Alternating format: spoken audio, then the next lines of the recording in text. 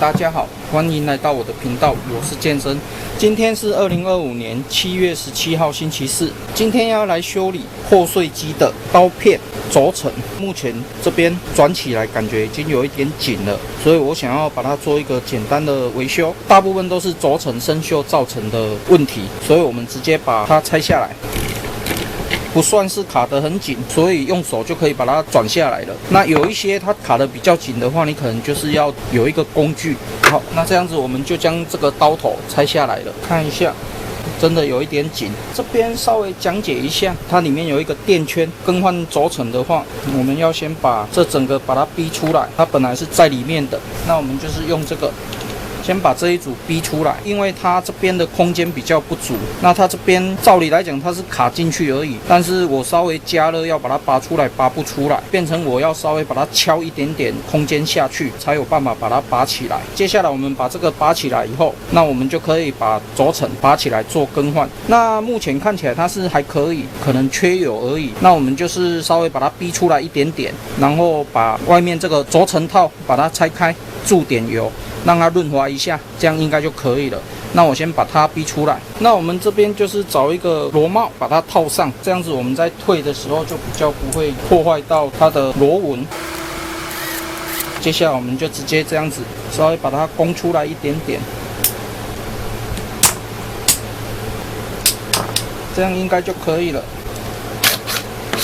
接下来我们把防尘套拆开，那我们就是把防尘套拆下来，防尘套里面还是蛮脏的。接下来我们就是在里面注油，把它清干净，这样就可以了。现在就差很多了。然后另外一边也是，把它注油进去，然后转一下，让它将灰尘清干净。接下来我们一样把防尘套清干净，然后吹一吹，这样就可以了。用气枪把它吹干净。这样子里面的脏污就吹掉了，轴承也是一样的，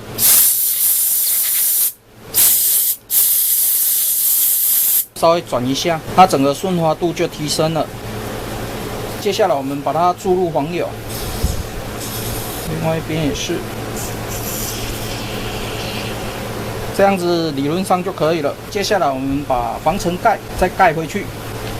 接下来我们就把它压回去原来的地方，接下来把它压回来，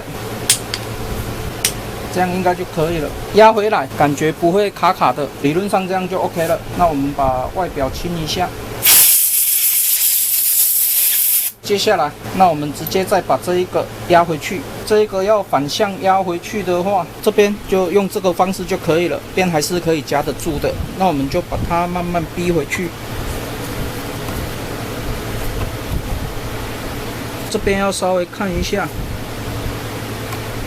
有一个紧度就可以了，你不可以逼得太进去，要不然你到时候还得把它退出来。看一下，这边有平转得动，顺滑度有出来，这样就 OK 了。接下来我们把它装回去，那这边有一个白铁饼放回去，接下来刀片，然后这边还有一层铁饼，接下来锁上螺帽，接下来我们把它锁紧就可以了。